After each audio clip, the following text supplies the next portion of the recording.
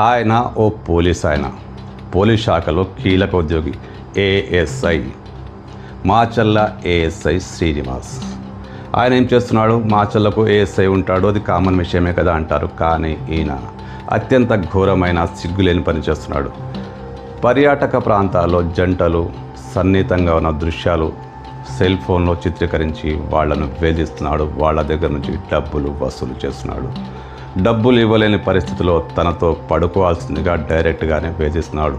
ఈ విషయం ఆ నోట ఈ నాట పోలీసు పెద్దలకు కూడా చేరిపోయింది. కానీ అతని దురాగతాలు ప్రజల్లో తీవ్ర ఆగ్రహాన్ని కలిగిస్తున్నాయి. ఒక పోలీసు అధికారి, సాక్షాత్తు ప్రజల మానధన ప్రాణాలను రక్షించాల్సిన అధికారి, ప్రజల పాలిట కీచకుడుగా మారిన ఈ వ్యవహారం ఇప్పుడు మాచర్లలో చర్చనీయాంశంగా మారింది. జిల్లా ఎస్పీ కూడా ఈ ఫిర్యాదులు నిజమే అంటూ ధృవీకరించారు.